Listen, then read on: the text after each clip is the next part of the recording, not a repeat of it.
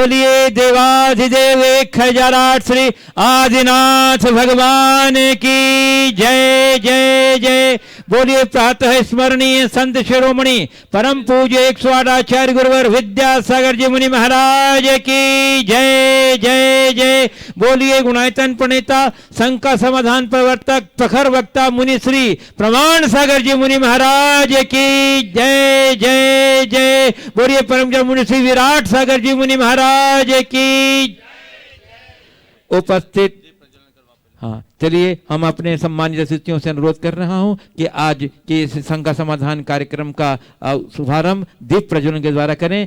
हमारे श्री आदेश जी कमलाबाई जो नलखेड़ा से पढ़े आ रहे हैं, गुडाइडन ट्रस्टी, और साथ ही उनके साथ में सहयोग दे रहे हैं भिंडर से पधारी कमेटी डॉक्टर महावीर जी लिखमावत, श्री पारस जी पचोरी, श्री चेतन जी, प्रकाश जी, भंवरलाल जी, सभी भिंडर से जो पधारे हैं, और श्रीमती चंद्रकला जी पाटनी वो भी रांची, वो भी इसमें अपना योगदान देकर पुण्य अर्जन करेंगे। जोरदार करतल ध्वनि से बंधु आप इनके सौभाग्य की सराहना कीजिए। बोलिए केवल ज्ञान ज्योति की, केवल ज्ञान ज्योति की। और दीप प्रज्वलन के बाद पूज्य गुरुदेव के पावन चरण रथ को मस्तक पर सुधार करने का सौभाग्य प्राप्त हुआ है हमारे सभी सम्मानित अतिथियों को।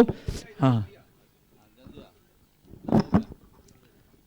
आ जाइए श्री आदिश जी और श्रीमती कमलाबाई, पूज्य गुरुदेव के पाद प्रक्षालन का सौभाग्य आपको प्राप्त हुआ। आ जाइए, चलिए।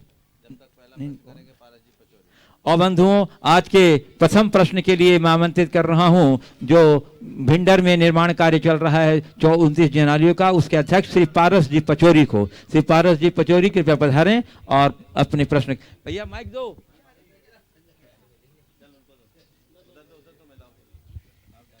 चलो सवाल करो। माइक दो। ओ माइक कहाँ है?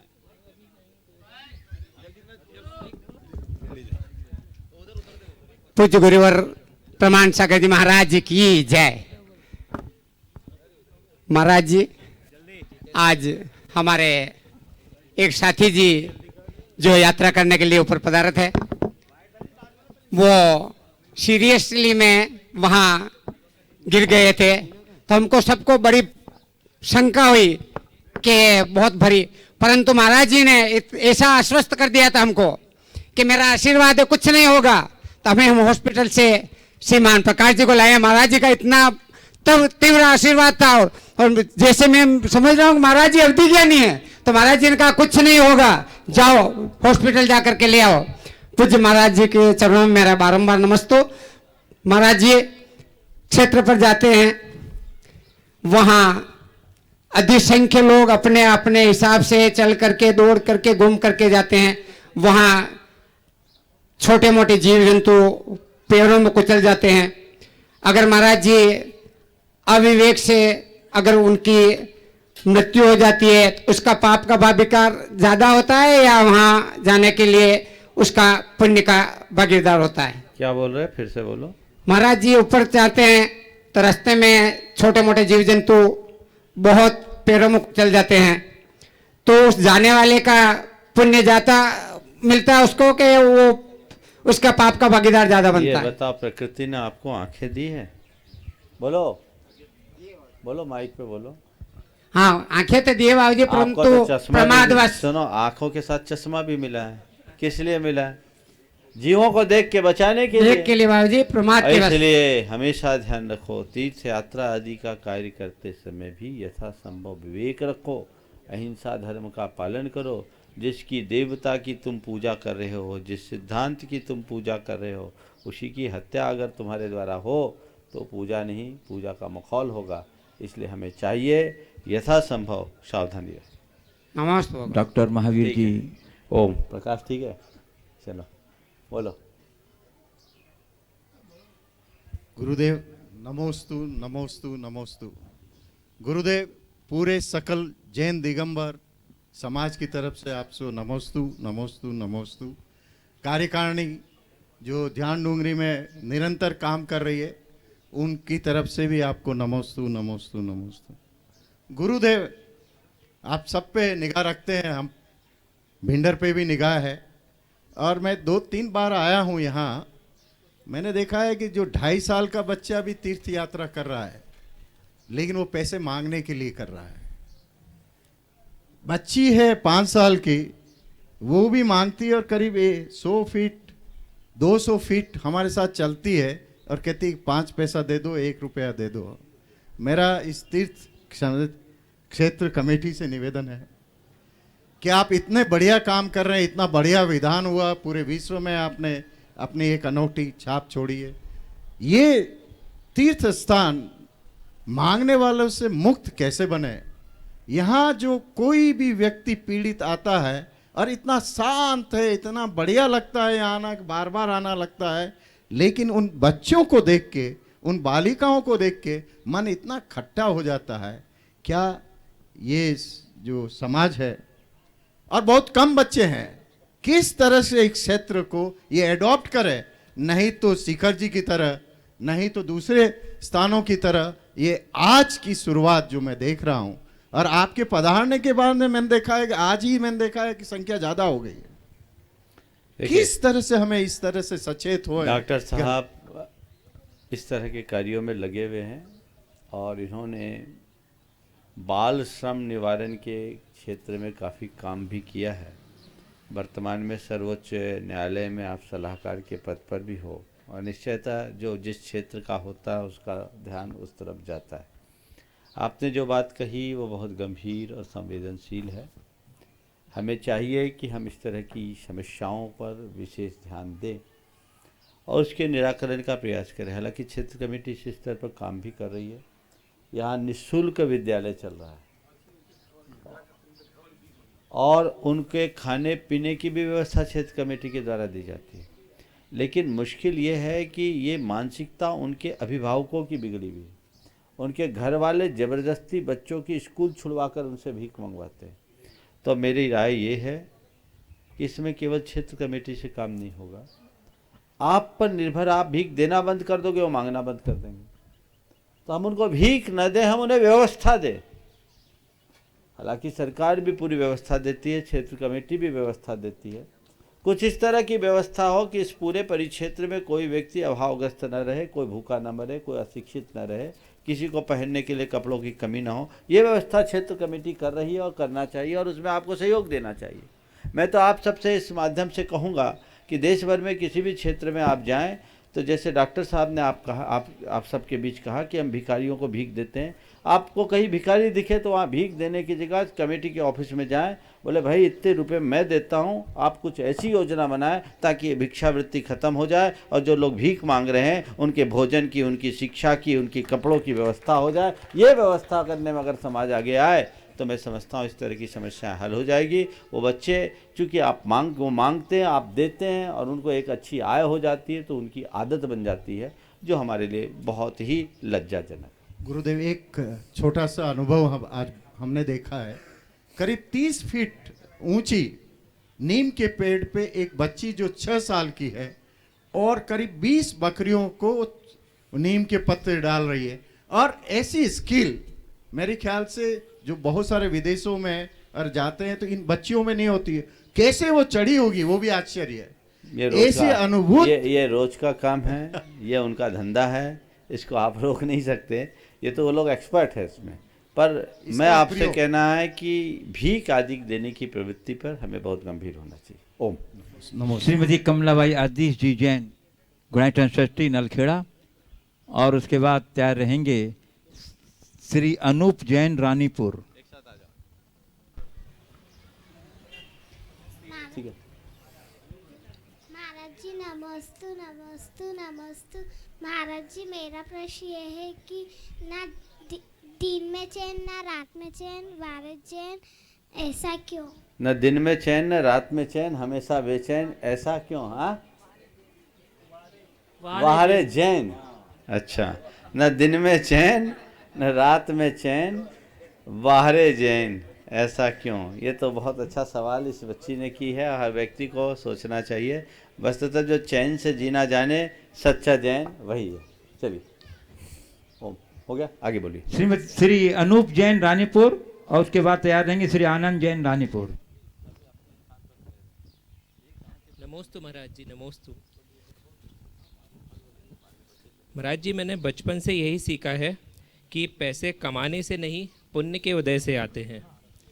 तो जीविका के लिए हमें धर्म मार्ग पर चलना चाहिए या पैसे कमाने के लिए पुरुषार्थ करना चाहिए? देखिए, जो वाक्य आप सबसे कहा गया कि पैसा कमाने से नहीं पुण्य से आते हैं, ये वाक्य पूरी तरह सत्य नहीं है। अगर पैसा केवल पुण्य से आता है, बिना कमाए आता है, तो सबके पास आना चाहिए। और फिर ये मानना चाहिए कि जिसके पास जितना पैसा उसके पास उतना पुण्य है, और जिसके पास पैसे का जितना अभाव हो उतना पुण्यहीन है। और फिर अगर ऐसी व्याप्ति बनाओगे तो सबसे ज़्यादा पुण्यहीन हमें मानना पड़ेगा। मानने को राजी हो क्या? फिर ये कैसे कहते कि पैसा कमाने से नहीं पुण्य से आते? क्या मेरे पास पुण्य की कमी है? पुण्य है कि नहीं? पैसा कहाँ है? पैसा कहाँ है? बात समझ में आ रही है? आप ये कह सकते महाराज आपके पास पैसा नहीं पर आपके साथ पैसे वाले हैं ये आप कह सकते हो, लेकिन वो एक अलग चीज़ है। ध्यान रखना, पैसा पुण्य से नहीं कमाया जाता, पैसा तो पाप करके कमाया जाता है।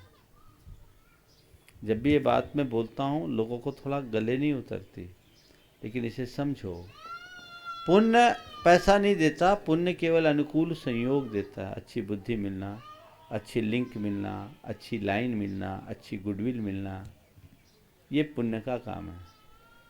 लेकिन जो दुकान में बैठकर या दफ्तर में बैठकर आप जो काम कर रहे हो ना, वो पुण्य का काम है कि पाप का? बोलो। पाप का ही काम हुआ वो। तो पाप से कमाया कि पुण्य से? माला फेरने से तुम्हारे घर में रुपया झड़ जाए, ऐसा हुआ है कहीं? समझ गए? तो जो जहां से मिलता वैसे ही करो। तो पैसा कमाने में पाप भले हो, पर पैसा कमा के पाप मत करो, जीवन का एक सिद्धांत बनाओ। समझ गए? आनंद जैन, रसिका जैन एक साथ खड़े हो जाएं, प्रश्न एक जना पूछ लें, उसके बाद तैयार रहेंगे श्री राकेश प्रियंका शाह, इंदौर। नमोस्तु महाराज जी, नमोस्तु महाराज जी, नमोस्तु महाराज जी। महाराज जी, जब हम किसी के साथ में सुख शेयर करते हैं तो लोग ईर्ष्या के भाव से हमें देखते हैं। जब हम किसी के साथ में सुख शेयर करते हैं, अपना बहुत हैप्पीनेस शेयर करते हैं, तो लोग ईर्ष्या के भाव से देखते हैं, और अगर दुख शेयर करते हैं तो लोग हीन भावना से देखते हैं। तो ऐसे समय पे हमें क्या करना चाहिए? मतलब अपने लोग ही ऐसा करते हैं। हमें ऐसे लोगों के बीच अपनी बात शेयर ही नहीं करनी चाहिए। बट हमें पता नहीं रहता ना कि क्या उनके मन में, बाद में बस पता देख चलता है। लेना चाहिए, और अगर ऐसा वो करते हैं तो उससे हमें प्रभावित नहीं होना चाहिए, अपने आप को फेयर रखना चाहिए। नमोस्तु महाराज जी। हाँ, नमोस्तु श्री राकेश प्रियंका शाह, इंदौर। उसके बाद तैयार रहेंगे डॉक्टर निधि जैन, जयपुर। नमोस्तु महाराज जी। हम लोग संस्कृति संवर्धन ट्रस्ट इंदौर से है, प्राचीन प्रतिमाओं का जीर्णोद्धार और उसका संरक्षण का काम कर रहे हैं। महाराज जी, हमने अनुभव किया है कि बहुत सारे क्षेत्रों पर अन्य समाज का कब्जा हो गया, वो वही क्षेत्र है जहां हम लोगों ने ध्यान नहीं दिया। तो कैसे लोगों में जागृति लाई जाए कि वो अपनी प्राचीन धरोहर को संरक्षित करें? नमस्ते महाराज जी। देखिए, इसके लिए समाज में एक चेतना जगाने की आवश्यकता है। लोगों के मध्य इस बात को बहुत गंभीरता से फैलाने की ज़रूरत है कि हमारी कहाँ कहाँ ऐसी धरोहर है, और उसके हर माध्यमों से हम लोगों तक बात पहुँचाएँ और लोग वहाँ जाए, ऐसी सुविधा बनाए, एक मुहिम छेड़े, तो लोगों का आना जाना शुरू होगा, तो कुछ जागरूकता होगी। लेकिन सबसे पहले मैं ये कहूँगा कि हम नए के पीछे जाने की जगह जो आज हमारे हाथ में है, पहले उसे संभाल लें। जी महाराज जी। बहुत से धरोहर ऐसे हैं जो आज भी खुले आसमान के नीचे हैं, जिनके और कोई भी कुछ नहीं देख रेख करते। यदि हम उनको संरक्षित करने का प्रयत्न करते हैं तो मैं समझता हूँ ये ज़्यादा कारगर उपाय है। नमस्ते महाराज जी। डॉक्टर निधि जैन, जयपुर, और उनके साथ कुमारी अवनिका जैन, जयपुर। प्रश्न एक जने पूछ लीजिए। नमोस्तु महाराज जी। मेरा प्रश्न ये है, जैन धर्म, जैन दर्शन, जैन संस्कृति, ये तीनों एक है या भिन्न है? जैन धर्म, जैन दर्शन, जैन संस्कृति तीनों एक है या भिन्न है? तीनों अलग अलग है, क्योंकि तीनों के अर्थ अलग अलग है। धर्म अलग है, दर्शन अलग है, संस्कृति अलग है। हाँ, तीनों के साथ जैन है, यानी तीनों एक ही धारा की तीन प्रवाह है। समझ गए? धर्म क्या है? जो धारा जाए वो धर्म। धर्म आचरण की बात है, दर्शन विचार की बात करता है, और संस्कृति जिस आचार और विचार को परिष्कृत करती है उसका नाम संस्कृति है। समझ गए? तो धर्म आचरण है, दर्शन विचार है, और उसके परिष्कार करने की प्रक्रिया का नाम संस्कृति है। समझ गए? जैसे दूध से हमने दूध दुहा और दूध को दुह करके उसे दही बनाया, दही बनाकर उसका मंथन किया, ये पूरा का पूरा आचार है। ये धर्म है। लेकिन दूध से दही से नवनीत निकलता है, ये हमारा दर्शन है कि दही में नवनीत है या दूध में घृत है, ये हमारा दर्शन है। लेकिन पूरी प्रक्रिया करके नवनीत निकालकर उसे घृत बना लेना हमारी संस्कृति। नमोस्तु महाराज। आगे चलिए पूछो जल्दी से। हाँ, इस बार तैयार रहेंगी गरिमा सक्षम गोधा मनावर। नमस्ते महाराज जी, मेरा नाम अवनी जैन है, मैं जयपुर से आई हूँ। मेरा प्रश्न ये है कि सभी के मम्मी पापा कहते हैं कि डॉक्टर बनो, इंजीनियर बनो, बड़े ऑफिसर बनो, पर ये क्यों नहीं, सबके मम्मी पापा ये क्यों नहीं कहते हैं कि आरिका माता जी बनो, महाराज जी बनो और ब्रह्मचारी बनो? क्या इनका कोई बनने की डिग्री नहीं होती है क्या? बहुत अच्छा सवाल। सब ये बनो वो बनो ये सब सोचते हैं, लेकिन कोई ये नहीं सोचता कि हमारे बच्चे संत बने, साधु बने, साध्वी बने। बहुत अच्छा सवाल आपने किया इस बेटिया ने। वस्तुतः ये सोच हमारी गलत है, हमें सोच बदलनी चाहिए। लोग सोचते हैं कि भगत सिंह पैदा तो हो पर पड़ोसी के घर में, महाराज बने बहुत अच्छा पर दूसरों का बच्चा, हमारा बच्चा बन गया तो मामला गड़बड़। ये सोच गलत है। वस्तुतः हम धर्म की दुहाई जरूर देते हैं, पर धर्म के प्रति हमारा जैसा अनुराग होना चाहिए वैसा नहीं होता। हालांकि आजकल ऐसे भी माँ बाप बहुत हो गए हैं, बढ़ रहे हैं उनकी संख्या, जो ये चाहते हैं कि हमारा बच्चा साधु बने। कल ही एक बहन जी, उनका अभी 4 साल का बेटा था, बहुत अच्छा बेटा, वो कह रहे महाराज जी मैं चाहती हूँ ये साधु बन जाए तो मेरी कोख कृतार्थ हो जाएगी। ऐसी सोच वाले बहुत विरल माँ बाप हैं, लेकिन वे लोग जिनकी संतान अगर इस तरह के मार्ग में निकल जाती हैं, निश्चयतः उनकी कोख कृतार्थ हो जाती है। आपको भी ये सोचना चाहिए। गरिमा सक्षम गोधा मनावर, उसके बाद तैयार रहेंगी कुमारी भव्या जैन भोपाल। महाराज जी के चरणों में नमोस्तु नमोस्तु नमोस्तु। गोधा परिवार का नमोस्तु। मैं जब से इस गोधा परिवार से जुड़ी हूँ, मैंने मेरे पापा जी के बारे में बहुत सी बातें सुनी हैं। सुना है उन्होंने अपना अधिकतम जीवन इस सिद्ध क्षेत्र 52 गजा को दिया। उनके बहुत से सपने थे इस क्षेत्र के लिए, जो आपके आगमन से पूर्ण होते नज़र आ रहे हैं। मेरी ये जिज्ञासा है, जो उन्होंने दूसरा जीवन प्राप्त किया है, क्या उसमें भी वो इस सिद्ध क्षेत्र के लिए प्रत्यक्ष या अप्रत्यक्ष रूप से कुछ कर रहे होंगे? देखो, उन्होंने जो किया वह जगजाहिर है, और इस क्षेत्र के विकास में राजकुमार भाई का बहुत बड़ा योगदान है। हालांकि मेरे पास कभी आए, मुझे एक बार आए हैं, मुझे स्मृति नहीं है, अजमेर में आए होंगे, लेकिन बड़े कर्मठ थे। ऐसी बात यहाँ सबसे मिलने जुलने के बाद, इस क्षेत्र में रहने के बाद समझ में आई। आपने पूछा क्या वर्तमान में भी उनका कोई योगदान होगा? संस्कार लेकर गए तो योगदान तो होगा ही, पर मैं तो ये मानता हूँ कि जो जीव तीर्थों की वंदना, तीर्थों की सेवा सुरक्षा करता है, वह सब वैमानिक देव बनते हैं। और शास्त्र के विधानानुसार वैमानिक देव इस लोक में आकर कोई व्यवस्था नहीं देखते। ये भवनात्रिक देवों का रोल है, तो मैं नहीं चाहता कि वो यहाँ आकर के सेवा करें। आप मुझसे कहोगे महाराज क्यों? बोले नहीं, हम उनका डिमोशन नहीं चाहते, पर ये चाहते हैं कि राजकुमार चला गया, सक्षम तो सक्षम है, उसको एक्टिव करो, बेटे को एक्टिव करो, अपने पति को प्रोत्साहित करो, पापा के रास्ते पर आगे बढ़ो। हम कर सकते हैं, यहाँ रह कर के काम करें। और एक बात बताऊं, इस पंचम काल में तीर्थों की रक्षा का भार देवों ने नहीं, देवों ने छोड़ दिया, मनुष्यों पर है। मनुष्यों को संभालना है, हमें देवताओं के भरोसे नहीं रखना, बाहरी शक्तियों के भरोसे नहीं रखना, अपनी शक्ति अपनी श्रद्धा के बल पर करना है। क्षेत्र का विकास होगा। हम तो ये जानते हैं हमारी संस्कृति में एक जाता है 100 पैदा होता है, और तभी हमारी संस्कृति फलीभूत हो रही है। तो एक राजकुमार गए हैं, हमारे लिए दूसरे राजकुमार को तैयार करने की ज़रूरत है। यद्यपि मैं देख रहा हूँ यहाँ की क्षेत्र कमेटी बहुत तत्परता से जुड़ी हुई है, और लोगों को भी जुड़ना चाहिए। ऐसे सक्षम उनका स्थान तो ले ही लिया है, ठीक है, अभी शुरुआत है, कच्ची गृहस्थी है, लेकिन उसे आज से ही लक्ष्य बनाना चाहिए कि मैं अपने जीवन का जो सर्वोत्कृष्ट दे सकूं वो दूं। अपने पिताजी को भूल जाओ, वो तो जहाँ गए अच्छी जगह गए होंगे और अच्छे रहो, और भावना भी मत करो कि देवता बनकर यहाँ आए, उससे उनका संसार बढ़ेगा, भवनत्रिक में रहेंगे तो, और वैमानिक होंगे तो जल्दी तरेंगे। इसलिए हम जो कर सकते हैं उसकी बात सोचें। कुमारी भव्या जैन भोपाल, और उसके बाद तैयार रहेंगे बड़वानी नगर पालिका अध्यक्ष श्री राजेश जी गुप्ता एवं साथी और साथी जितेंद्र जी जैन। बोलो।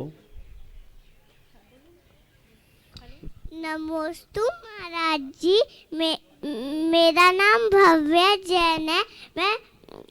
मेरा प्रश्न ये है कि कल मेरा जन्मदिन है तो मैं उसको कैसे बनाऊं? कई बार जन्मदिन मनाने की बात मैंने बताई है। आप यहाँ रहोगे कल की जाओगे? कल जाओ, यहाँ रहोगे तो मम्मी पापा के साथ जाना, बोलना हमें भगवान का अभिषेक दिखाओ, भगवान के नमन करना, वंदना करना, समझ गए? और उसके बाद नीचे आकर महाराजों का आशीर्वाद दिलाना लेना, और एक जगह बैठाल करके पूजा के से साक्षात इसके शीश पर छिड़क कर घर के जितने बड़े जन हैं उसे शुभाशीष देना। चिरायुष को भव, दीर्घायुष को भव, यशस्वी भव, कल्याणस्वी भव, इस तरह का आशीर्वाद दे जिससे वो धर्म के क्षेत्र में आगे बढ़ सके। आगे हाँ। बड़वानी नगर पालिका अध्यक्ष राजेश जी गुप्ता एवं साथी, और उसके बाद तैयार रहेंगे श्री जयदेव जी शाही पाटीदार एवं हरि भाई पाटीदार अंजड़। गुरुदेव के चरणों में सभी की ओर से प्रणाम स्वीकार करें। गुरुदेव, मेरा प्रश्न यह है कि मन वचन काया के संयोग को योग कहा जाता है। गुरुदेव, मन की एकाग्रता के लिए क्या प्रयास किए जाना चाहिए? मन वचन काय के संयोग को योग कहते हैं। योगः कर्मसु कौशलम भी हम कहते हैं। आपने कहा है योग की शुद्धि के लिए हमें क्या करना चाहिए? इसके लिए अभ्यास करना चाहिए। अभ्यास के बल पर हम अपने योग की शुद्धि कर सकते हैं। बहुत सारी प्रक्रियाएं हमारी योग की बताई गई है। क्रम से अगर हम प्रारंभ करें तो हम धीरे धीरे धीरे धीरे अपने मन वचन काय तीनों में साम्य भाव ला सकते हैं। हम लोग जब भी योग की बात करते हैं तो प्रायः शारीरिक योग पर तो लोग ध्यान दे देते हैं, मानसिक योग पर थोड़ा ध्यान कम जा पाता है। हमारी दृष्टि मानसिक पर भी होनी चाहिए, वाचिक पर भी होनी चाहिए, कायिक पर भी होनी चाहिए। इनकी दुष्प्रवृत्तियों को यथासंभव नियंत्रित करने का प्रयास करना चाहिए ताकि हमारे प्रवृत्ति में किसी भी प्रकार की विसंगति ना हो सके, हमारे कर्म में कुशलता आए, हम जीवन को आगे बढ़ा सकें। मैं आमंत्रित कर रहा हूं जुगल जी पाटनी जो संयोजक हैं विधान के, वो श्री जयदेव जी शाही पाटीदार हरि भाई पाटीदार के बारे में कुछ अपनी बातें बताएंगे और उनका सम्मान भी कराएंगे यहाँ बावन क्षेत्र की ओर से। नमोस्तु महाराज जी, नमोस्तु महाराज जी, नमोस्तु। मैं अंजड़ के ऐसे कृषक परिवार से आपको अवगत कराना चाहता हूँ। विधान के अंदर, हाँ बोला तो, विधान के अंदर 10 दिन के अंदर भोजनशाला में जो साग सब्जी लगी थी वो हमारे अंजड़ के उन्नत कृषक श्री जयदेव पाटीदार जो पाटीदार समाज से हैं, उन्होंने 10 दिन तक यहाँ पे साग सब्जी जितनी भी लगी वो निःशुल्क, जब हम उनको अभी बिल देने पेमेंट देने गए तो उन्होंने साफ मना कर दिया और बोले कभी भी 52 गजा में यहाँ कोई भी प्रोग्राम हो उसमें मेरी ओर से साग सब्जी की व्यवस्था निःशुल्क रहेगी, चाहे वो कितनी भी मात्रा में लगे। मैं समझूं कि आज दूसरे समाज में होने के बावजूद भी धर्म में इनकी इतनी आस्था है कि उन्होंने पाटीदार समाज में होने के बावजूद भी यहाँ पे निःशुल्क सब्जी और विधि। मैं चाहता हूँ कि महाराज जी से ये करीब 85,000 रुपये की साग सब्जी का मूल्य होता है और बड़वानी के हिसाब से देखो तो 1.5 लाख रुपए की होती है। अंजड़ में सब्जी की कॉस्टिंग कम है, बड़वानी के हिसाब से लगभग 1.5 लाख रुपए की है जो आपने निःशुल्क दी।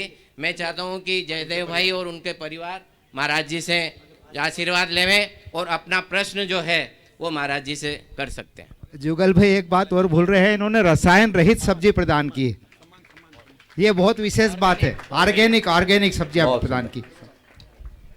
ऐसे उदारमना व्यक्तित्व का सम्मान कर रही है 52 गजा क्षेत्र कमेटी। आप जोरदार करते ध्वनि से अभिनंदन कीजिए। और इसके बाद इनके प्रश्न के बाद तैयार रहेंगे श्रीमती संजीता आनंद जैन रतलाम।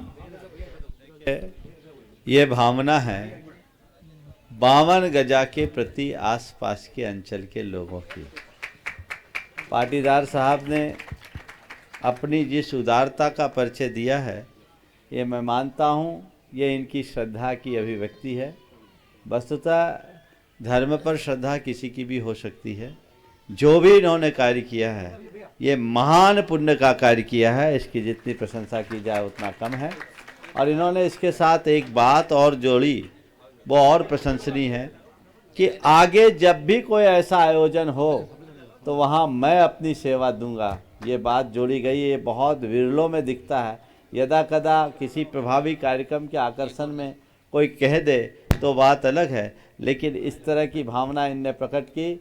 मैं उनको और उनके पूरे परिवार को इस भाव से आशीर्वाद देता हूँ कि इसी तरह उनके हृदय में धर्म की वृद्धि होती रहे और वे अपने जीवन को आगे बढ़ाते रहें, उनके जीवन का कल्याण हो। और उन्होंने एक और रसायन रहित सब्जी, मैं तो चाहता ऑर्गेनिक, तो ये एकदम ऑर्गेनिक, मैं तो चाहता हूँ इसको आज बढ़ावा देना चाहिए। अन्य कृषकों को भी इनसे एक सीख लेनी चाहिए, प्रेरणा लेनी चाहिए, क्योंकि आज रासायनिक खादों और कीटनाशकों का अंधाधुंध प्रयोग हमारे लिए बहुत खतरनाक होता जा रहा है। वो हमारे शरीर में जहर का काम करता जा रहा है।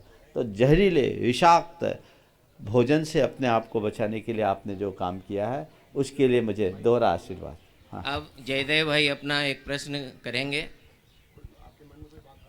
नमस्तु महाराज जी, नमस्तु महाराज जी, नमस्तु महाराज जी। मेरे जो 2 प्रश्न थे, महाराज जी ने बगैर मेरे पूछे ही उसका समाधान कर दिया है। और वही जो गुप्ता जी ने पूछा था शायद से कि मन को एकाग्र कैसे किया जाए, तो और दूसरा जो मैं चाह रहा था कि महाराज जी का आशीर्वाद हो तो मैं जो कर रहा हूँ काम वो और किसान भाइयों को साथ में लेके वही काम करूँ, तो महाराज जी से आशीर्वाद मिल गया है मेरे को। सत सत नमन। देखिए, इस बात में तो जागरूकता होनी चाहिए। मैंने सुना है ताइवान में किसी भी प्रकार के रासायनिक खाद और कीटनाशकों का कोई प्रयोग नहीं होता। वहाँ संगठन बन गया और ताइवान में बहुत अच्छा उत्पादन है। अन्य भी कुछ देशों में ऐसा एक अभियान चला है। मैं चाहूँगा भारत के कृषक भी इसको देखें। ऐसा मैंने सुना है कि शुरुआत के कुछ दिनों में 1-2 वर्षों में थोड़ी उपज कम होती है, पर तीसरे और चौथे वर्ष से तो उसकी उपज आम उपज से कई गुनी अधिक होती है। ऐसा ही है ना? आप अपना अनुभव बताइएगा थोड़ा सा बताइए, ताकि जो नए कृषक है इस कार्यक्रम को देखने और सुनने वाले लाखों कृषक भाई हैं उनको उसका लाभ मिले। जैविक खेती में गाय का बड़ा महत्व है। देसी गाय का, देसी गाय के गोबर से और देसी गाय के अपने गोमूत्र से उसको उपचारित करके और एक जो जीवामृत बोलते हैं, जीवामृत बनता है, वो बना के फसलों में छिड़का जाता है, जिससे कि किसी प्रकार की बीमारी जो बोलते हैं वो नहीं आती है। शुरुआत में हमारी जो खेती है, हमारी जो ज़मीन है, रासायनिक खादों और दवाइयों के छिड़काव से उसमें जो जैविक ये रहते हैं वो एकदम कम हो जाते हैं या नहीं रहते हैं। तो उसको मुक्त करने के लिए, रसायन से मुक्त करने के लिए 2 से 3 साल हम लोगों को लगते हैं, लेकिन 3 साल बाद में पूरी तरीके से रसायन मुक्त खेती हो जाती है, जिससे उपज और उन किसी भी चीज़ पे प्रभाव नहीं पड़ता है। हम लोग, अगर मैं खेती किसानी में पाटीदार समाज से ये करता हूँ, तो एक अनाधुन तरीके से अपनी खेती को, अपनी धरती माँ को दोहन कर रहे हैं और शोषण कर रहे हैं एक तरीके से। तो ये जो मेरे को मार्गदर्शन मिला, एक लोहार है, उनके द्वारा मुझे एक बार मैं गया था उनके यहाँ पे ट्रैक्टर के कुछ इक्विपमेंट लेने, तो उन्होंने मेरा एक तरीके से दिमाग टर्न किया था। उन्होंने ये बोला था कि तुम लोग कभी सोचा है तुम लोगों ने कि तुम्हारी ज़मीन इतनी कड़क क्यों हो रही है? तब से थोड़ा सा दिमाग में आया। तब पापा थे, पापा से इस संबंध में मेरी चर्चा हुई, तो उन्होंने बताया कि हम लोग खाद और दवाई जो अनाधुन डाल रहे हैं उससे ज़मीन का ये हो रहा है, और धीरे धीरे गाय का गोबर या जो भी ज़मीन को सुधारने के लिए होता है जैविक खाद, उसका प्रयोग हम लोग कम कर रहे हैं। तो उसके कारण से हमारी ज़मीन खराब हो रही है। तो धीरे धीरे उन चीज़ों को हम लोगों ने बढ़ाया है। मैं खुद भी गोपालन करता हूँ और गाय का गोमूत्र और गाय के गोबर से हम लोग खेती करते हैं। बहुत सुंदर, चलिए आगे। श्रीमती संजीता आनंद जैन रतनाम और उसके बाद तैयार रहेंगे श्री अभिषेक गंगवाल सिंघाना।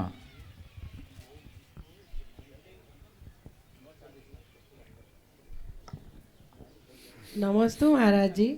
जब हम दो कानों के किनारों से जोड़ते हैं तो दिल का चित्र बनता है और अंग्रेजी में हार्ट के बीच का अक्षर ईयर होता है। तो हम हमारे कान से किस तरह की बात सुने जिससे हम लोगों का दिल आसानी से जीत सके? दो कानों के बाहरी भाग को हम जोड़ते हैं तो दिल का आकार होता है, और अंग्रेजी में हार्ट का अक्षर क्या होता है? ईयर। हार्ट, हाँ, बीच का अक्षर। देखिए, आपने पूछा है हम कैसी बात बोले जिससे लोगों के दिल को जोड़ सके, आसानी से जीत सके। सीधी सीधी बात है। जैसे हम कानों को जोड़ते हैं तो दिल का आकार बनता है। ऐसी बातें बोले जिससे लोग जुड़ सके, ऐसी बात ना बोले कि लोग टूट जाए। लोगों को जुड़ने लायक बात बोले, तोड़ने वाली बात ना बोले। हमारे वचनों में माधुर्य हो, मिठास हो, सकारात्मकता हो और सात्विकता हो, तो उसका असर अपने आप प्रभाव पड़ेगा। नमस्ते। अभिषेक गंगवाल सिंघाना, उसके बाद तैयार रहेंगी श्रीमती चंद्रकला जी पाटनी रांची। मेरे आराध्य गुरुवर के श्री चरणों में बारंबार नमोस्तु। आचार्य गुरुवर कहते हैं, पर गेयों में ज्ञान का लुढ़कना परम आर्थ है, पीड़ा है अंगार है और स्व में ही ज्ञान का थिर हो जाना परमार्थ है, कीड़ा है आत्मा का श्रृंगार। कई लोग आकर पूछते हैं, आपने हमें पहचाना कि नहीं? ऐसा वे ही पूछते हैं जो स्वयं से अनजान है। जिन्हें स्व का परिचय हो गया, उन्हें पर की पहचान कराने से भला क्या प्रयोजन? जगत से अपरिचित रहना ही निर्विकल्प होने का एक साधन है। जितने परिचय उतने विकल्प। और गुरुवर कहते हैं, जितना पर से परिचय बढ़ाओगे उतनी ही आत्मा की अवज्ञा करोगे। तो हे गुरुवर, कैसे अपनी अनमोल ज्ञान निधि को स्वग्रह में लगाया जाए और कैसे पर से परिचय घटाया जाए? पर के प्रपंच से बचो, परिचय खत्म हो जाएगा। लेकिन जो पर के प्रपंच में ही लगा है वो स्व में नहीं लग सकता। वस्तुतः जितना संपर्क होगा उतना स्वयं से दूरी होगी। और जब हम स्वयं के साथ संवाद बढ़ाएंगे, पर से हमारा संपर्क टूटेगा। पर से संपर्क बनाना बड़ा सरल लगता है, स्वयं से संवाद स्थापित करना, स्वयं के साथ संपर्क बनाना थोड़ा कठिन होता है। हम अपनी धारा को मोड़ें और पर से संपर्क तोड़कर स्वयं के साथ संपर्क जोड़ने की कोशिश करें। श्रीमती चंद्रकला जी पाटनी रांची, और उसके बाद तैयार रहेंगे श्री पारस जी कासलीवाल बड़वानी, 52 ट्रस्टी, मनावर। नमस्ते महाराज श्री। महाराज श्री, हमें ऐसा कोई उपाय बताइए जिससे कि हमारे जीवन में कभी किसी से कोई शिकायत ही ना रहे। ऐसा उपाय, क्या बात है, जिससे जीवन में कभी किसी से कोई शिकायत ही न रहे।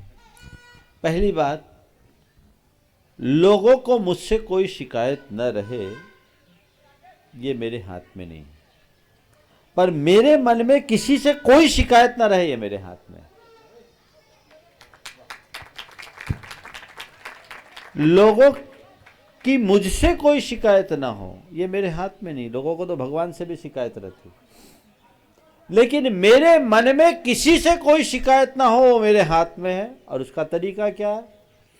कोई कुछ हो उसको इग्नोर करो और क्षमा करो, नजरअंदाज करो, और किसी ने कुछ गलत कर दिया क्षमा कर दो। अगर ये दो बातें हमने स्वीकार लिया तो हमारे मन में किसी से कोई शिकायत नहीं होगी।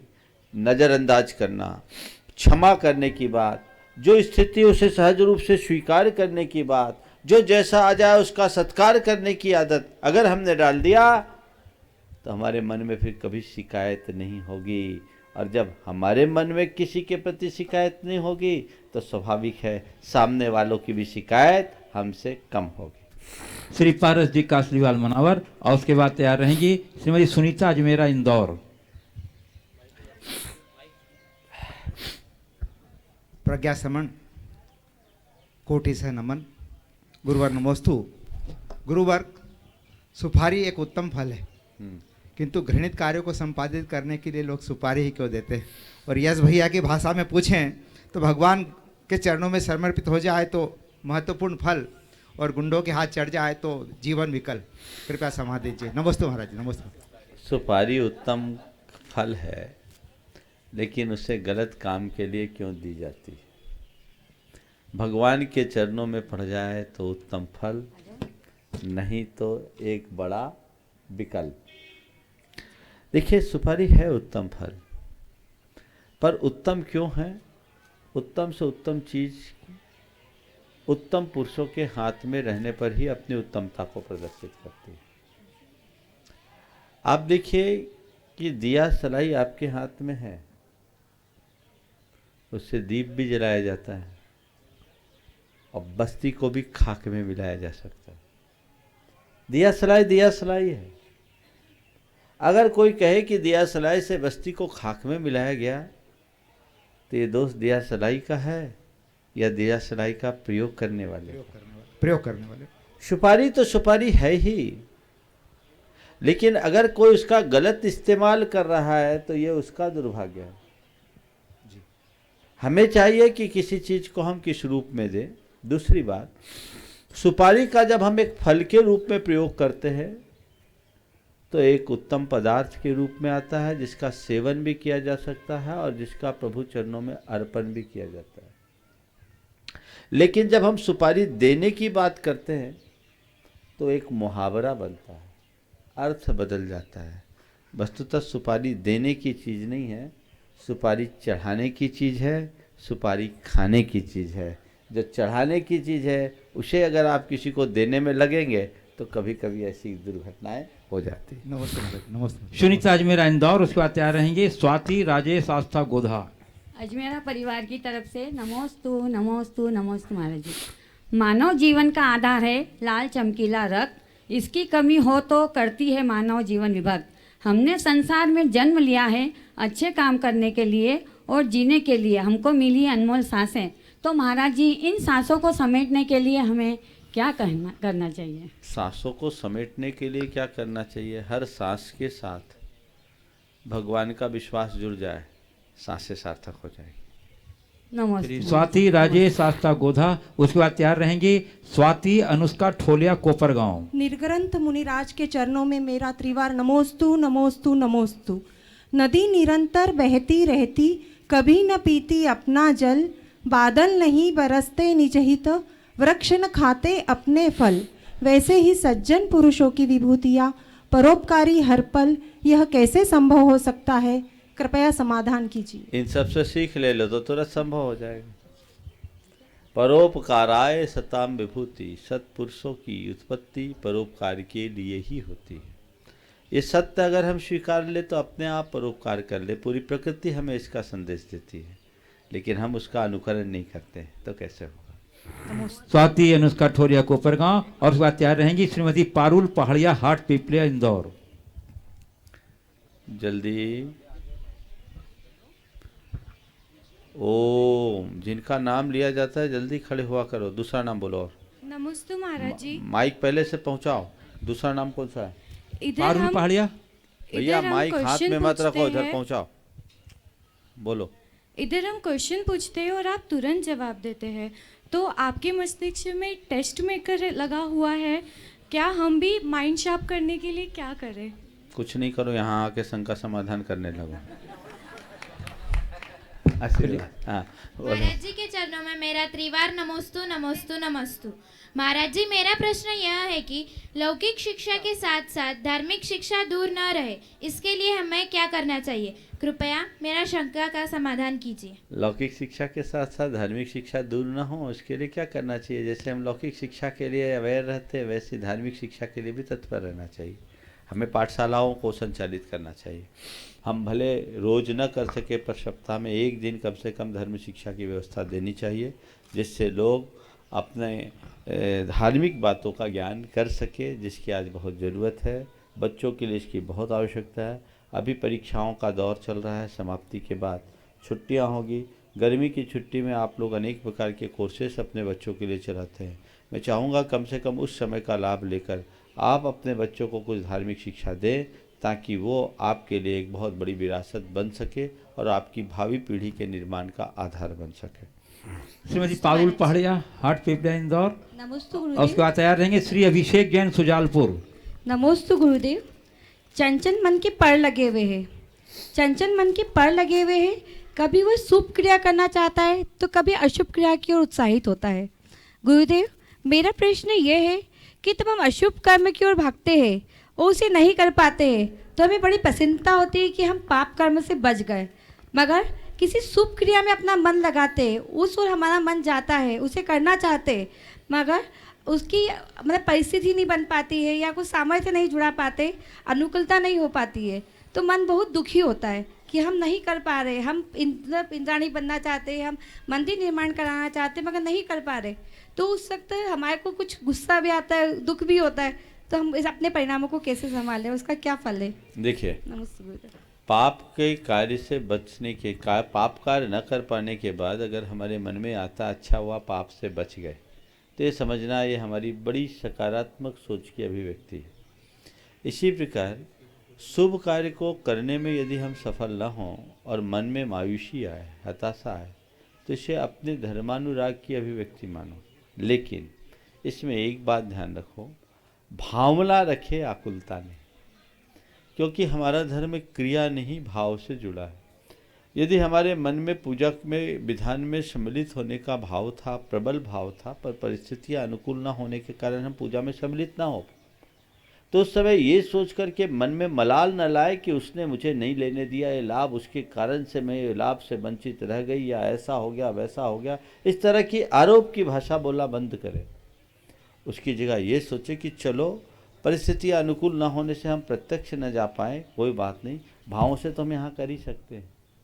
जो कार्य हम नहीं कर सकते क्रिया से, उसको भाव से जितना संभव उतना अगर हम कर ले तो हमारे मन में मलाल भी नहीं रहेगा और धर्मानुराग भी प्रगाढ़ होगा और कुछ न कुछ लाभ भी मिल जाएगा। श्री अभिषेक जैन, सुजालपुर। पर तैयार रहेंगे श्रीमती डाली प्रीतेश जैन, परसोलिया, सागर। गुरुदेव के चरणों में त्रिवार नमोस्तु नमोस्तु नमोस्तु। हाँ गुरुदेव,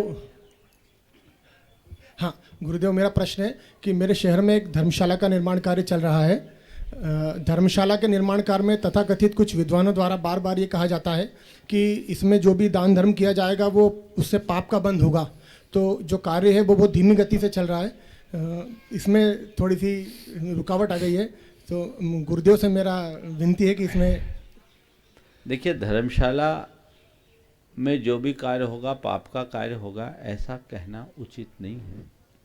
आप गृहस्थ हो, आप लोगों को अपने मांगलिक कार्यों की पूर्णता के लिए बहुत सारे कार्य करने पड़ते हैं, तो वो पाप का कार्य कैसे है? जैसे तीर्थ क्षेत्र है, इस तीर्थ क्षेत्र में आपने यात्रियों के लिए धर्मशाला बनाया, तो धर्मशाला जिसने भी बनाया, कमरे जिसने भी बनाए, वो पाप किया क्या? ठीक है, धर्मशाला के निर्माण में पाप हुआ, वहाँ रहने में भी लोग कुछ पाप करेंगे, लेकिन हमने बनाया किस लिए? पाप करने के लिए कि यहाँ आकर के अच्छे से धर्म ध्यान और तीर्थ की वंदना करने के लिए? हमारा उद्देश्य क्या है? तीर्थ की वंदना करने का। हमारा उद्देश्य क्या? धर्म ध्यान करने का। तो उद्देश्य बड़ा कौन सा है? तो जब आधारभूत सुविधाएं नहीं होगी तो कौन यहाँ आएगा? लोग दर्शन बंदन कैसे कर पाएंगे? इसलिए ज़्यादा दिमाग लगाने का परिणाम है। लोगों को चाहिए बुद्धि का उतना ही प्रयोग करे जितना आवश्यक हो। श्रीमती डाली प्रीतेश जैन, परसोरिया, सागर। और उसके बाद एक ऑनलाइन क्वेश्चन। हे गुरुदेव, मेरा आपको मन वचन कर रहे नमोस्तु नमोस्तु नमोस्तु। हे गुरुदेव, मेरा प्रश्न यह है कि आचार्य श्री ने 5वें गुण स्थान में देश संयम में संयम मतलब संयम नहीं कहा, जबकि हम जानते हैं कि संयम के बिना तो ना तो मोक्ष मार्ग है और ना देश व्रत है, क्योंकि सभी कुछ ना कुछ संयम तो पालन करते हैं। वो संयम हम लोगों की बोलचाल का संयम है, और गुरु जी जो संयम बोल रहे हैं वो संयम है रत्नत्रय वाला संयम। अच्छा, जो चारित्र मोहिनी कर्म के क्षोभशम से होता है। समझ गए? नमोस्तु गुरुदेव। तो जो आपकी आज्ञा से एक ऑनलाइन क्वेश्चन बहुत दिनों से प्रतीक्षित है। श्रीमती रेखा जी, सुभाष जी अजमेर से पूछ रहे हैं कि होती है हर रोज़ तेरी रहमतों की बारिश, मैं कैसे कर दूं कि होली साल में एक बार आती है। जब भी कोई भगवान को याद करता है तो ऊपर क्यों देखता है? क्या नीचे भगवान नहीं है? वाह, भगवान को याद करने वाले ऊपर क्यों देखते हैं? क्या नीचे भगवान नहीं है? देखो, नीचे भगवान है, इसमें कोई संशय नहीं है, पर ऊपर इसलिए देखते हैं कि भगवान हमें ऊपर उठा ले, ऊपर उठा ले। भगवान को याद कब करते हैं? बोलो, जब कष्ट में होते हैं, जब गिरते पड़ते होते हैं, जब परेशानी होती है, तो ऊपर देखते, भगवान उबारो, क्या करो? उबारो, ऊपर उठा लो, पूरी तरह नहीं, इससे उबार लो, शायद इसलिए ऊपर देखते हैं। और एक अवधारणा है ऊपर वाला, एक लोक धारणा है कि भगवान सबसे ऊपर है। और जैन दर्शन की दृष्टि से अगर हम विचार करें तो अनेकांतात्मक दृष्टि से ये भी संभव है, क्योंकि सिद्धालय कहाँ है? कहाँ है? ऊपर है, तो भगवान कहाँ है? ऐसा मान ले तो कोई दोष भी नहीं। अगला। पूज्य गुरुदेव, अभी जो शिक्षक विधान हुआ उससे संपन्न करने में कुछ हमारे बड़वानी युवा संघ के साहित्यों का बहुत बड़ा योगदान रहा। मैं जितेंद्र जैन सहित उन सभी युवाओं को यहाँ आमंत्रित कर रहा हूँ। वो सभी जो आवास, परिवहन, टेंट, प्रशासनिक सहित प्रशासनिक भूमिका निभा रहे थे, बहुत ही सुंदर व्यवस्था उन्होंने दी थी। हम जोरदार करते ध्वनि से बंद हों, एक बार उनका ये लोग इतने बिजी थे कि सुनो, ये इतने बिजी थे कि 10 दिन दिखे ही नहीं, नंबर ही आ जाए। सही कार्यकर्ता की पहचान यही है, समझ गए? चलिए, नमोस्तु गुरुदेव। नमोस्तु। अभी भी लगे हैं, चलो बोलो जी। नमोस्तु गुरुदेव, नमोस्तु।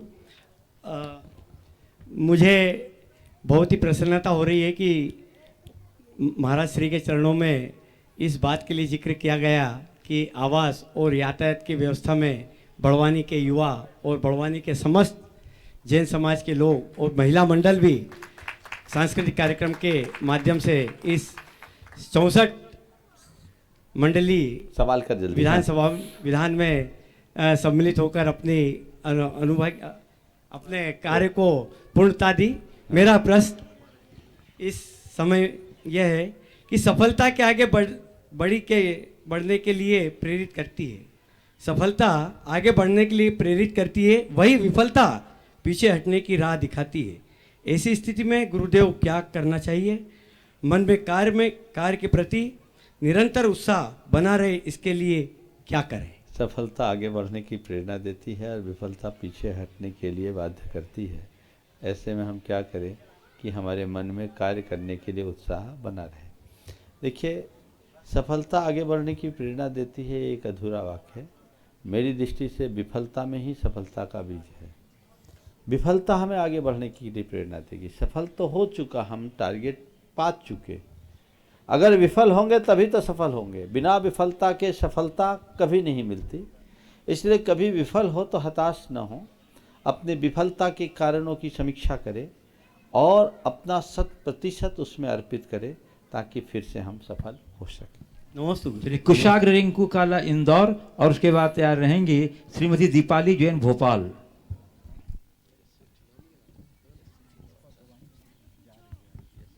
नमोस्तु महाराज जी, नमोस्तु महाराज जी, नमोस्तु महाराज जी। मेरा प्रश्न यह है कि नमोकार मंत्र में ऐसा कौन सा जादू है जिससे अपन हर मुश्किल से बच जाते हैं? कल ही बताया इसको। चलो छाटा करो, थोड़ा समय खराब करते हो, आगे बोलो। जिनका नाम बोलते हैं उनको बोला करो, समय ऐसे ही लोगों वंचित रह जाते हैं। चलिए, श्रीमती पुष्पा सोगानी जयपुर। नमोस्तु गुरुदेव, नमोस्तु गुरुदेव, नमोस्तु गुरुदेव। कहा जाता है कि सातिशे पुण्य के योग से जैन कुल मिलता है, तो जैन कुल में जन्म लेने वालों को इतने दुखों का सामना क्यों करना पड़ता है गुरुदेव? वो इसलिए पड़ रहा है कि दुख भोग करके नया पुण्य बांधा। समझ गए? सोने को ही कसौटी पर कसा जाता है, पीतल को थोड़ी। नमोस्तु गुरुदेव, नमोस्तु गुरुदेव, नमोस्तु गुरुदेव। कहा जाता है कि सातिशे पुण्य के योग से जैन कुल मिलता है, तो जैन कुल में जन्म लेने वालों को इतने दुखों का सामना क्यों करना पड़ता है गुरुदेव? वो इसलिए पड़ रहा है कि दुख भोग करके नया पुण्य बांधा। समझ गए? सोने को ही कसौटी पर कसा जाता है, पीतल को थोड़ी। किसको कसा जाता है? सोने को ही। तो क्या दिक्कत है? दुखों से घबराना क्या है? दुखों को सहने की ताकत हमारे पास होनी पर चाहिए। महाराज श्री ये लगता है कि हमने इतने पुण्य किए होंगे बहुत, मतलब जब जाके हमको मनुष्य गति मिली और मनुष्य गति में जैन कुल मिला, तो जैन कुल में आने के बाद भी अगर दुख मिला तो ये लगता है कि ऐसे क्या हमने ऐसे कर्म किए थे। देखो, भगवान पार्श्वनाथ का चरित्र पढ़ा है? हाँ पढ़ा है। कि उनके ऊपर संकट आए थे? जी महाराज श्री। वैसे संकट तुम्हारे जीवन में आए क्या? नहीं। अंजना पर संकट आए थे? वैसे कोई संकट आए तुम पर? श्री कृष्ण पर संकट आए थे? वैसे संकट तुम्हारे ऊपर आए? नहीं आए। सीता पर संकट आए थे? तुम्हारे ऊपर आए? नहीं आए। पर ये सब पुण्य पुरुष थे कि नहीं? पर क्या हुआ? उनने संकटों को हराया, संकट से नहीं हारे। बस यही हमारी समझ है। श्रीमती पुष्पा सुगानी जयपुर और सुबह तैयार रहेंगे श्री धर्मेंद्र जैन अंजड़, जिन्होंने श्री चक्र विधान में भोजन व्यवस्था बहुत कुशलता के साथ व्यवस्थित की। नमोस्तु महाराज श्री, नमोस्तु महाराज श्री, नमोस्तु महाराज श्री। महाराज श्री, अनभिज्ञता, अज्ञानता और नासमझी, ये तीनों एक ही वाची शब्द है या तीनों अलग अलग है? सामान्य रूप से एक है, लेकिन अलग अलग दृष्टि से देखें तो अलग अलग है। अनभिज्ञता का मतलब है किसी विषय विशेष का ज्ञान न होना। अज्ञानता एक सामान्य चीज़ है जो हर क्षेत्र में आती है, और नासमझी ज्ञानी व्यक्ति के अंदर भी हो जाती है, जो विवेकहीनता के कारण आते हैं। श्री धर्मेंद्र जी जैन अंजड़ भोजन व्यवस्था में बहुत ही सारे जो हमारे आए थे विधान वाले, उन्होंने सबका क्या भोजन है, जैसा लगता है बारात में भोजन कर रहे हैं। जोरदार करते ध्वनि से भोजन के लिए। लोगों ने भोजन की चर्चा करी, मंत्रों की नहीं करी। चलो, जिसका खाते हैं उसके गुण गाते हैं। हाँ चलो। नमोस्तु गुरुदेव, नमोस्तु गुरुदेव, नमोस्तु गुरुदेव। मैं आयुर्वेदिक पद्धति से पथरी एवं पाइल्स का उपचार करता हूँ, बवासीर का। लेकिन आज के समय में लोगों के दिमागों में भी पत्थर पड़ गए और मुंह में बवासीर हो गया, तो उसका क्या इलाज? दिमाग में पत्थर और मुंह में बवासीर। मुंह में बवासीर बोलने की जो आजकल वो खत्म हो गई ना मर्यादा।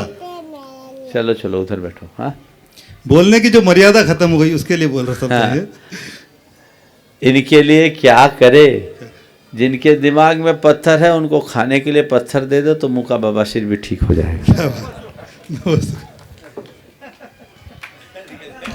और क्या बोलो? श्रीमती वर्षा जैन ललितपुर। आगे बोलो। श्रीमती वर्षा जैन ललितपुर। और बोलो ना। उसके बाद तैयार रहेंगे बबीता जैन मेरठ। महाराज श्री नमोस्तु। मेरे सास ससुर की ओर से आपके चरणों में बारंबार वंदन। महाराज जी, जब हम कोई नियम लेते हैं तो कई बार ऐसा अवसर आता है कि उसको पालन कर पाना बहुत ही कठिन हो जाता है।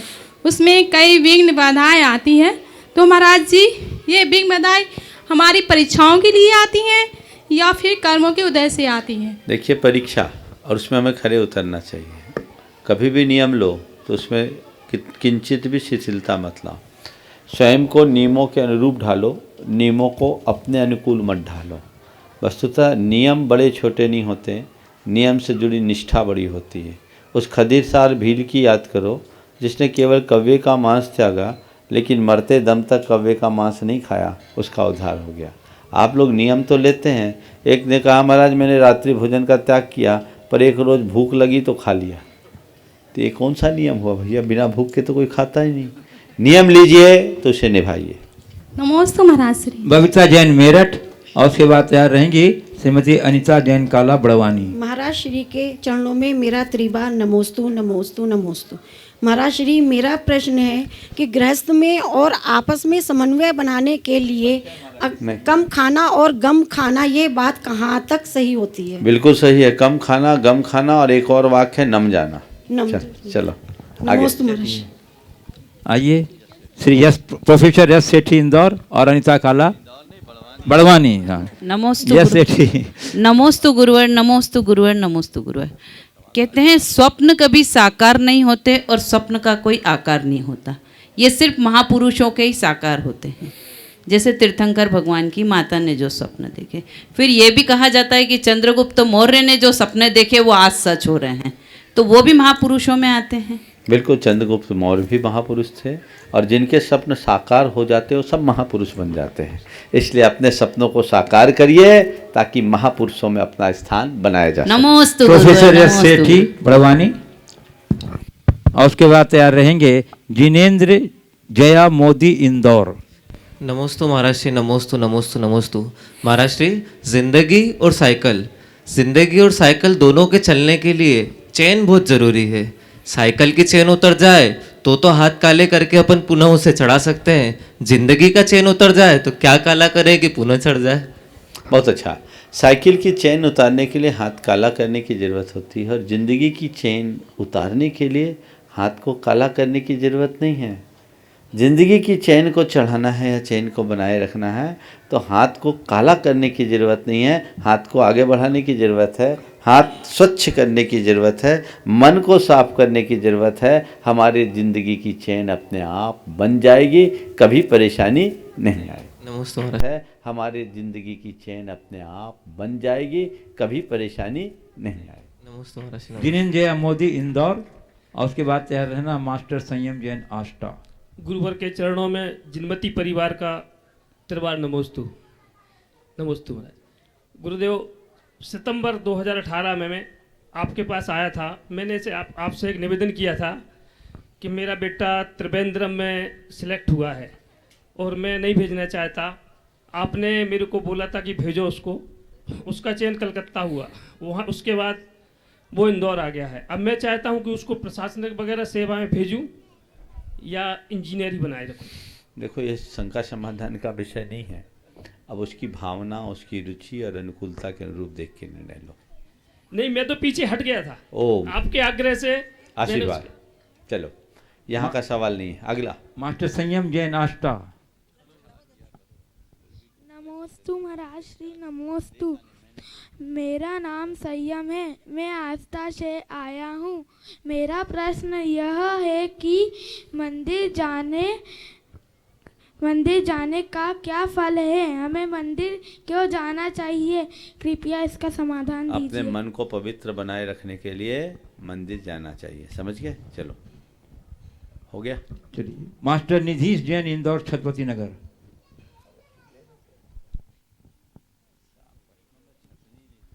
नमोस्तु महाराज जी, मेरा नाम निधीश जैन। बोलो बोलो बोलो। नमोस्तु महाराज जी, मेरा नाम निधीश जैन है और मैं इंदौर छत्रपति नगर से आया हूँ। मेरे 3 प्रश्न हैं। पहला है कि जब हम मंदिर जाते हैं तो अपने पैर धो के जाते हैं, पर जब हम जैन तीर्थ जाते हैं तो रोड से जाते हैं और तब हमारे पैर गंदे हो जाते हैं। तो हम जैन तीर्थों पे बिना पैर धोए चले जाते हैं, वैसे ही हम जैन तीर्थों में मंदिर चले जाते हैं। तो महाराज जी, उसका पाप हमें लगता है या नहीं लगता है? तुम्हें लगता है उससे ज़्यादा वहाँ के व्यवस्थापकों को लगता है। मंदिरों में पाँव धोने की व्यवस्था होनी चाहिए और पाँव धोने की व्यवस्था न करे तो कमेटी दोषी, और व्यवस्था होने के बाद तुम नहीं धो तो तुम दोषी। समझ गए? यहाँ ऐसे व्यवस्था तो है, बड़े बाबा के पास है ना। हाँ, बड़े बाबा के पास नीचे है, हैंडपम्प है, पानी की व्यवस्था है, लेकिन उसको थोड़ा और व्यवस्थित करने की ज़रूरत है। वहाँ सबका ध्यान नहीं जाता। वहाँ पाँव धोने की व्यवस्था होनी ही चाहिए। बिना पैर धोए अंदर तक जाना कतई उचित नहीं है। ये एक असाधना है, इसका हम सबको ध्यान देना चाहिए, चाहे ऊपर के मंदिर हो चाहे नीचे के मंदिर हो। कल से ही ऐसी व्यवस्था कीजिए ताकि इस बच्चे ने जो ध्यान सबका आकृष्ट कराया है उस पर सब लोग अमल कर सके। इस प्रकार आज के इस सत्र को परम पूज्य गुरुदेव के चरणों में। और कोई रह गया? सत्येंद्र जैन एडवोकेट ललितपुर। ये बच्ची पूछेगी, पूछो जल्दी। नमस्ते महाराज जी, नमस्ते महाराज जी। मेरा नाम मेरा जैन है, मैं बरेली से आई हूँ। महाराज जी, मेरा यह प्रश्न है, हमें बुरे लोगों से डर लगता है, हम उनका सामना करें या हम उनसे दूर रहें? सुरक्षित दूरी रखो। समझ गए? बोलिए परम पूज्य आचार्य गुरुवर श्री विद्यासागर जी महाराज की। चलिए।